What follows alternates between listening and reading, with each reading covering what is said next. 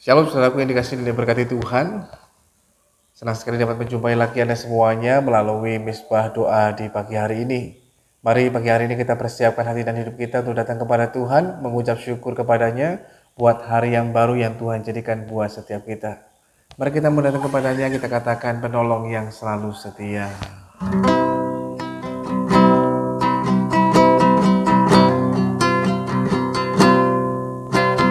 Penolong yang selalu setia, memenuhi keperluanku, tak pernah dia mengecewakan. Oh Yesusku tak pernah gagal. Penolong yang selalu setia, penolong yang selalu setia, memenuhi keperluanku, tak pernah dia mengecewakan. Yesusku tak pernah gagal. Segala perkara dapat ku tanggung di dalam Dia yang memberi kekuatan. Tuhan Yesus penolong dan sahabat, tetap percaya Tuhan setia. Penolong yang selalu setia, memenuhi keperluanku, tak pernah dia mengecewakan. Amin. Yesusku tak pernah gagal. Penolong yang selalu setia, penolong yang selalu setia, memenuhi keperluanku, tak pernah dia mengecewakan. Yesusku tak pernah gagal. Segala perkara dapat ku tanggung di dalam Dia yang memberi kekuatan. Tuhan Yesus penolong dan sahabat, tetap percaya Tuhan setia. Segala perkara dapat ku tanggung di dalam Dia yang memberi kekuatan. Tuhan Yesus penolong dan sahabat, tetap percaya Tuhan setia. Segala perkara dapat ku tanggung di dalam Dia yang memberi kekuatan. Tuhan Yesus penolong dan sahabat, tetap percaya Tuhan setia. Tetap percaya Tuhan setia. Tetap percaya Tuhan setia.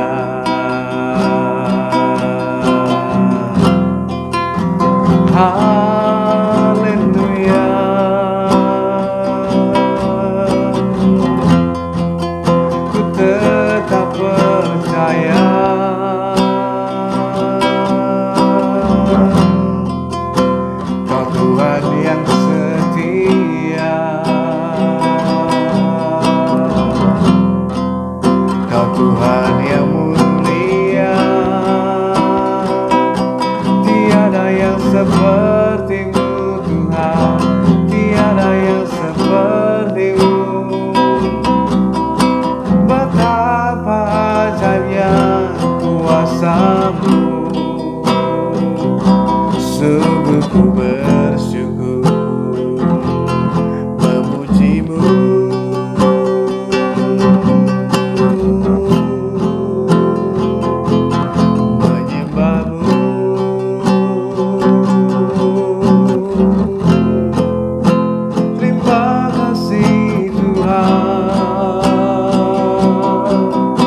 Sebab Engkau sungguh baik, sebab Engkau sangat baik. Engkau Tuhan yang setia, Engkau Tuhan yang mulia, ajaib kuasa-Mu, ku bersyukur memuji-Mu, menyembah-Mu, Yesus Tuhan, ku bersyukur. Engkau baik, sangat baik Tuhan, selamanya.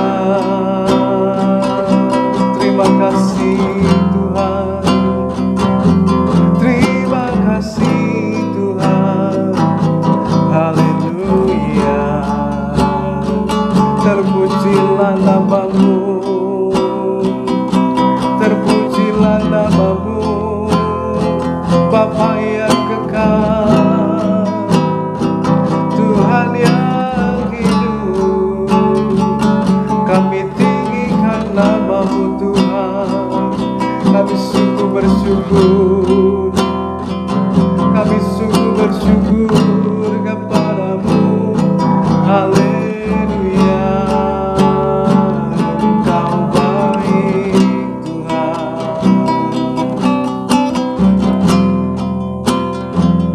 Engkau baik Tuhan, selamanya. Terpujilah nama Tuhan, terpujilah nama Tuhan, selamanya. Ku bersyukur,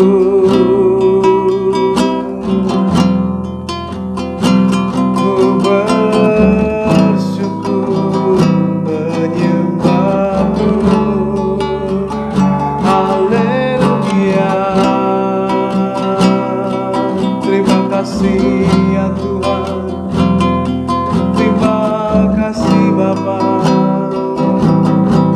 haleluya. Engkau baik Tuhan,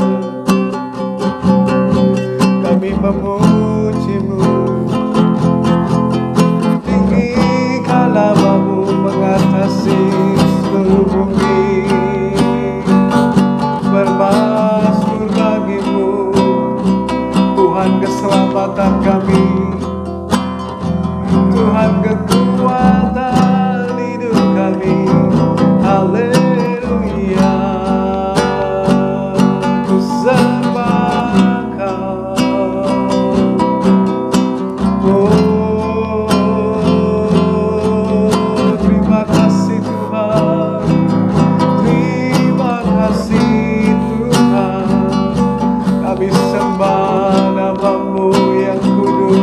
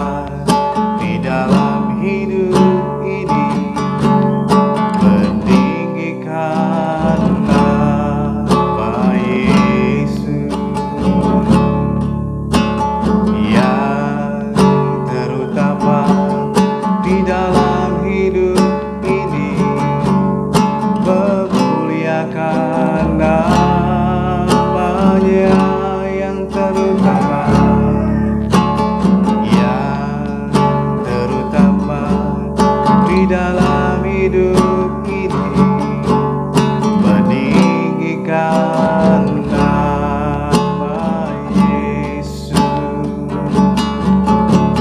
yang terutama di dalam hidup ini, memuliakan namanya. Haleluya, haleluya, haleluya. Saya mau cinta Yesus. Haleluya, haleluya. Saya mau cinta Yesus yang terutama di dalam hidup ini, yang terutama di dalam hidup ini, meninggikan nama Yesus yang terutama di dalam hidup ini, memuliakan namanya. Haleluya, haleluya, haleluya. Saya mau cinta Yesus. Haleluya, haleluya, haleluya.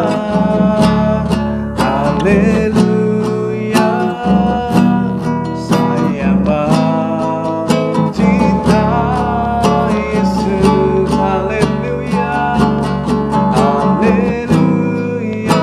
Haleluya,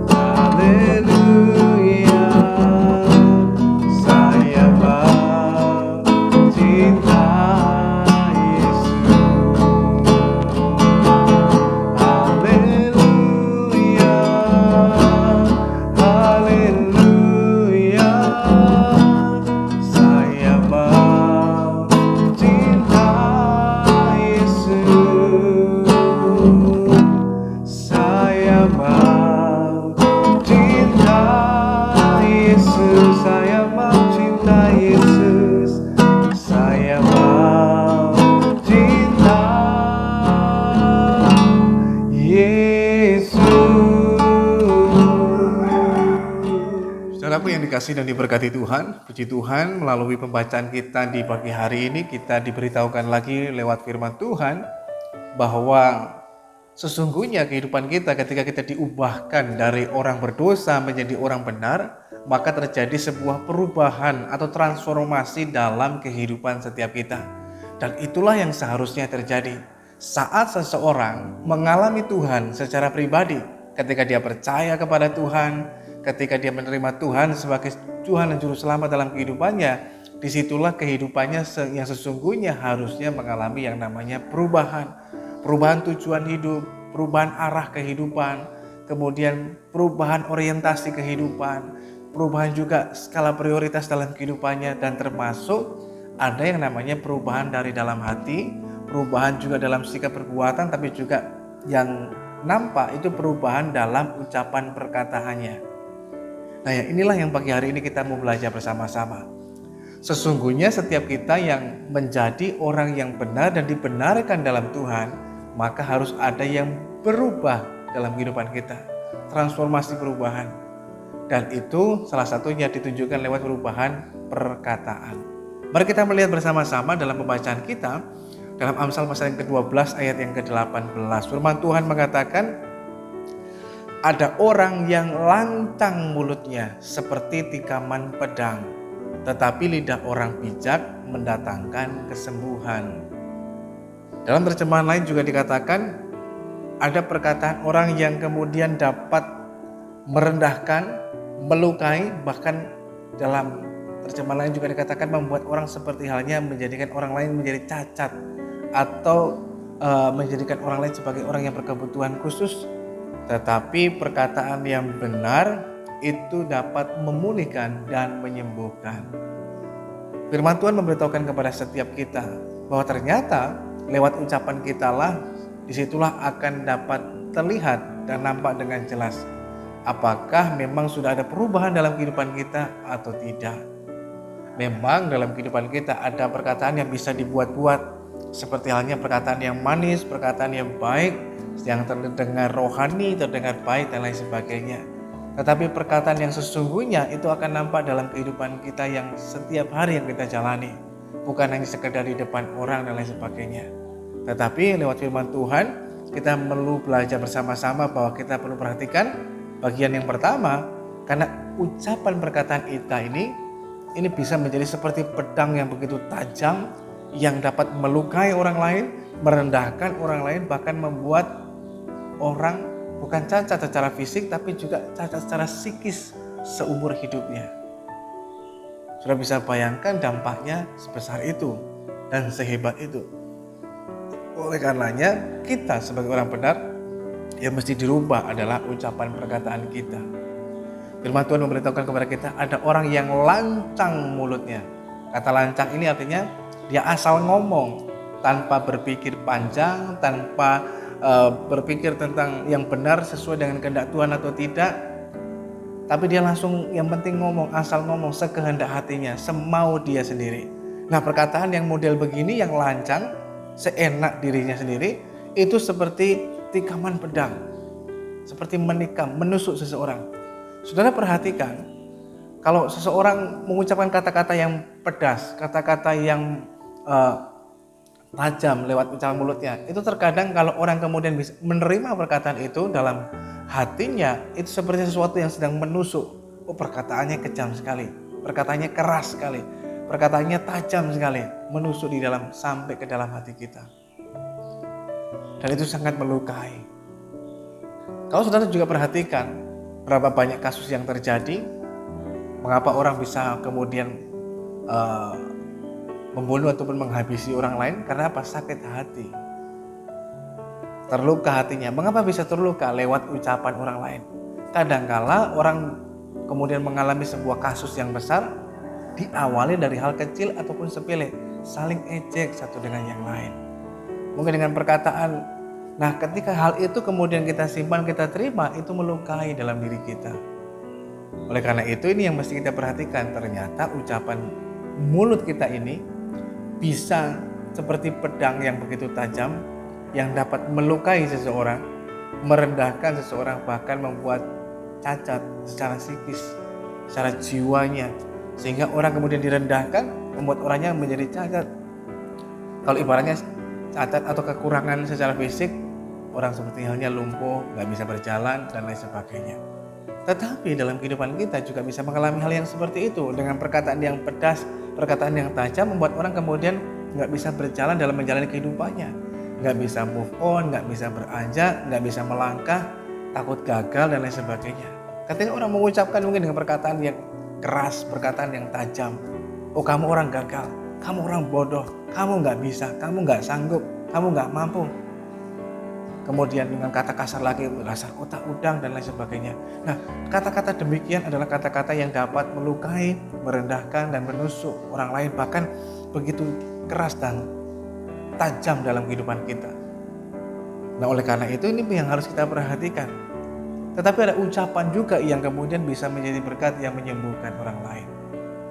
Semua tergantung bagaimana Anda dan saya menggunakannya. Tapi sekali lagi, yang pertama, kita sebagai orang benar seharusnya lah, bahkan sudah seharusnya kehidupan kita itu mengalami namanya perubahan kehidupan. Dulu tujuan dan arah hidup kita begini, tapi begitu kita percaya Tuhan, arah hidup kita berbeda. Kita mau melakukan hal yang berkenan dan menyenangkan hati Tuhan. Dulu maunya cuma maunya kita sendiri, sekarang keinginan Tuhan, kehendak Tuhan itu yang kita hidupi dan kita kerjakan. Kemudian ada perubahan apa lagi? Perubahan orientasi kehidupan kita. Kalau dulu orientasinya keuntungan, kekayaan, nikmatan dunia, kemuliaan dunia, sekarang orientasinya berbeda. Sekarang orientasi hidup kita adalah panggilan surgawi dalam Kristus Yesus Tuhan, seperti yang dialami oleh Rasul Paulus dan lain sebagainya. Tetapi juga terlihat dari ucapannya sudah menjadi ucapan yang sangat jauh berbeda. Bukan supaya terdengar rohani, tapi ucapannya kalau dulu mungkin ucapannya ketus, tajam, bahkan juga lancang mulutnya, asal ngomong. Tapi sekarang dipertimbangkan dengan baik. Sebelum segala sesuatu itu keluar dari mulut kita, itu mesti dipertimbangkan, dipikirkan, direnungkan lebih dulu.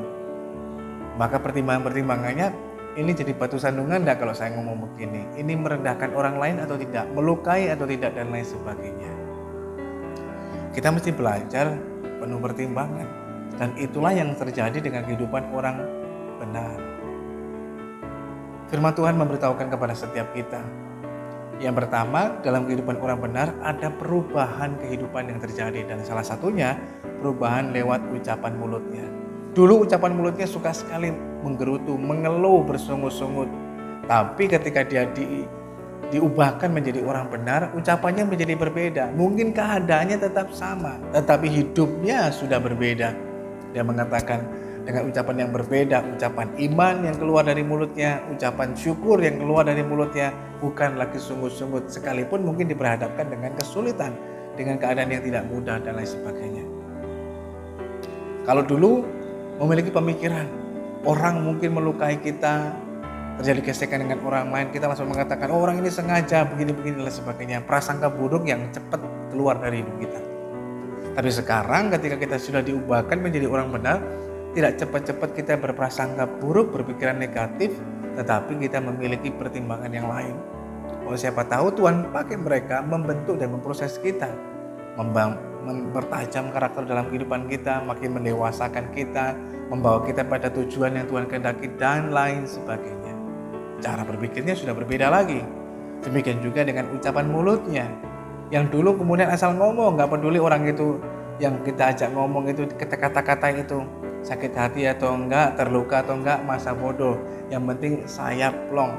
Saudara perhatikan, terutama ke saat orang kemudian asal ngomong ataupun marah, itu biasanya kalau dia sudah utarakan keinginan hatinya, semua sudah disampaikan, semua sudah dikata-katakan, maka dia merasakan plong, lega, semua sudah dilampiaskan lewat ucapan, lewat status dan lain sebagainya.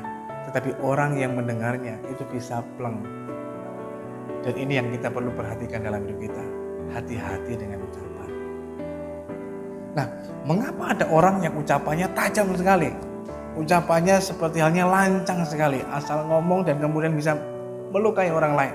Bahkan bisa membuat orang lain, dalam tanda kutip, dalam terjemahan Message Bible mengatakan membuat orang seperti halnya menjadi cacat.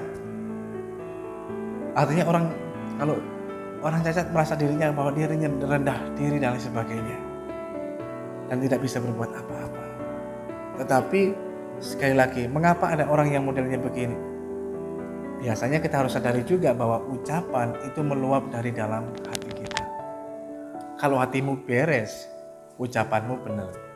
Tapi kalau hatimu nggak beres, hatimu mungkin ada luka, hatimu ada kecewa, hatimu mungkin ada kepahitan dan lain sebagainya, maka yang keluarnya pun karena sumbernya pahit, mancarkan juga hal yang pahit. Sumbernya kekecewaan, yang dikeluarkan juga kata-kata yang bisa mengecewakan orang lain. Kata-katanya biasanya juga akan ketus, akan pesimis, kemudian skeptis dan lain sebagainya. Tapi juga kalau ada orang hatinya terluka, yang diucapkannya pun juga adalah sesuatu yang dapat melukai orang lain. Dan terkadang orang gak sadar akan hal ini, sehingga dia melakukan segala sesuatu seperti hal yang biasa dilakukan. Kenapa? Karena gak sadar bahwa dirinya terluka, bahwa dirinya pahit, bahwa hatinya kecewa dan lain sebagainya. Dan kalau hati kita gak dibereskan, kita akan tetap melakukan hal yang sama. Itu sebabnya ketika kita percaya kepada Tuhan Yesus, menerima Tuhan Yesus sebagai Tuhan dan Juru Selamat dalam hati dan kehidupan kita, maka lewat kasih karunia-Nya lah Tuhan mau memulihkan luka hati kita dari kecewa, kepahitan dan lain sebagainya, sehingga hati kita diberikan hati yang baru, hati yang baik, yang berkenan kepada Tuhan. Sehingga dengan hati yang baru itu akan memunculkan sebuah perkataan yang baru yang keluar dari mulut kita, yang memuji nama Tuhan, yang memuliakan nama Tuhan, tetapi juga perkataan yang dapat menjadi berkat, perkataan yang mendatangkan kesembuhan, bukan hal yang melukai. Itu terjadi perubahan kehidupan. Dan sudah beginilah seharusnya yang dilakukan. Demikian pula yang terjadi dengan Petrus ketika kemudian dia menerima Roh Kudus dalam kehidupannya, perubahan yang terjadi, hal yang luar biasa ketika dia datang ke bait Allah dan kemudian ada orang yang lumpuh dan meminta-minta di pintu gerbang bait Allah. Maka pada waktu itu orang itu mengharapkan mendapatkan sesuatu, itu tentu saja uang. Tapi si Petrus berkata, emas dan perak nggak ada padaku, tapi dalam nama Yesus bangunlah dan sembuhlah. Sesuatu perkataan yang luar biasa dan menjadi berkat dan menyembuhkan dan memulihkan. Demikian pula dengan kehidupan kita. Nah, hati kita mesti dibereskan karena sesuatu keluar dari dalam hati itu memancar keluar. Dan itulah yang asli dalam kehidupan kita. Oleh karena itu bereskan hati kita sehingga hati kita menjadi hati yang baik. Yang berikutnya saudara dikasih Tuhan, berulang kali saya katakan mulut kita ini seperti halnya pedang ataupun pisau, sesuatu yang tajam. Bisa melukai atau bisa sangat berguna, tergantung bagaimana kita menggunakannya. Seperti pisau, pedang itu bisa melukai, membunuh, bahkan juga bisa merendahkan orang lain lewat ucapan perkataan kita. Ketika kita mengatakan, oh kamu bodoh, kamu nggak bisa, gini aja nggak bisa, gitu aja nggak bisa. Bodoh, kemudian kita mengatakan kamu tolol dan lain sebagainya. Nah, kata-kata demikian yang diucapkan itu merendahkan orang lain. Kita merasa bahwa diri kita yang paling ngerti segala sesuatunya. Tapi kita mau belajar, sudah dikasih Tuhan, itu tajam seperti pisau yang bisa melukai. Tapi kita juga perlu ingat bahwa terkadang ucapan itu bisa seperti halnya pisau bedah. Nah, kalau pisau bedah itu sesuatu juga tajam, tapi bukan melukai, menyembuhkan. Oleh karena itu, terkadang juga dalam kehidupan kita mengucapkan mungkin kata-kata yang sepertinya terdengar pahit, terasa pahit, terdengar keras dan lain sebagainya, tapi mendatangkan sebuah kesembuhan, pemulihan. Tidak semua kata-kata yang keras, pedas, nggak enak didengar itu hal yang nggak baik. Tapi terkadang juga kita mengucapkan kata-kata firman Tuhan yang menegur, mengingatkan, itu sesuatu hal yang terdengar ataupun terasa pahit, terasa keras dan lain sebagainya, tetapi ujungnya membawa hal yang manis, hal yang baik buat setiap kita. Dan itulah perkataan orang bijak yang dapat menyembuhkan dan memulihkan. Mari pagi hari ini gunakan ucapan perkataan kita dengan hal yang baik supaya dapat memberkati, menyembuhkan, memulihkan dan membangun. Kalau ada orang di antara kita sedang mengalami lemah, terpuruk, jangan kita kemudian tambah-tambahi, kompor-kompori, tapi kita bangun kembali semangat dalam hidupnya. Jangan kita hakimi, jangan kemudian kita banyak melukai dan lain sebagainya, tapi lebih banyak kita membangun semangat kembali supaya dia berbalik lagi dan melakukan langkah yang baik lagi, maju dan lebih berkembang lagi di dalam Tuhan. Jangan kita merendahkan saat orang terpuruk, jangan kemudian kita tambah memperburuk keadaannya, sebaliknya kita berikan semangat yang baru lewat ucapan perkataan kita, membangkitkan semangat, membangkitkan gairah dan kekuatan. Mari kita berdoa kepada Tuhan. Bapa, kami mengucap syukur pagi hari ini buat kasih dan anugerah-Mu dalam kehidupan kami. Kami telah mendengar firman-Mu. Firman-Mu mengingatkan lagi buat setiap kami bahwa ada kuasa dalam ucapan perkataan kami. Oleh karena itu kami belajar agar dalam hati kami senantiasa mengalami pemberesan hati kami Tuhan. Dipulihkan hati kami sehingga tidak ada lagi kecewa, luka hati ataupun kepahitan, tetapi hati yang baru yang Tuhan berikan sehingga yang keluar dan meluap dari dalam hati kami bukanlah perkataan yang dapat melukai orang lain, tetapi menyembuhkan dan memulihkan. Bukan perkataan yang menjatuhkan, tapi perkataan yang membangun. Bukan perkataan yang dapat merendahkan, tapi boleh mengangkat orang lain sehingga mereka memiliki semangat dan gairah yang baru dalam kehidupan mereka. Kami menyerahkan juga kehidupan kami dalam tangan Tuhan. Sebagai orang benar, kami harus mengalami perubahan dalam kehidupan, terutama lewat ucapan perkataan kami. Pagi hari ini memberkati kami semuanya yang mengikuti doa pagi, dimanapun saudara berada. Berkat kasih sayang Tuhan ada dan mengalir atas kehidupan saudara sekalian. Demikian pula kalau sebentar selesai doa ini kami akan kembali melanjutkan aktivitas kehidupan kami. Tuhan kiranya berkenan menyertai dan memberkati kami. Terima kasih Tuhan yang baik. Saudara yang dikasihi Tuhan, mari pagi hari ini arahkan hidup kepada Tuhan dan terimalah berkat dari Tuhan. Bila kiranya pagi hari ini turunlah atas saudara sekalian berkat damai sejahtera dari Allah Bapa, kasih karunia dari Kristus Yesus Tuhan, persekutuan pertolongan Roh Kudus akan terus menolong, menyertai dan memberkati setiap kita. Tuhan memberkati engkau dan melindungi engkau. Tuhan menyinari engkau dengan wajah-Nya dan memberikan engkau kasih karunia. Tuhan menghadapkan wajah-Nya kepadamu dan memberikan engkau damai sejahteranya. Terimalah berkat Tuhan pagi hari ini hanya dalam nama Tuhan Yesus Kristus, Tuhan dan Juru Selamat kita yang hidup. Bahkan sampai Maranatha, bahkan sampai selama-lamanya, Tuhan Yesus Kristus mengasihi dan memberkati setiap kita. Haleluya.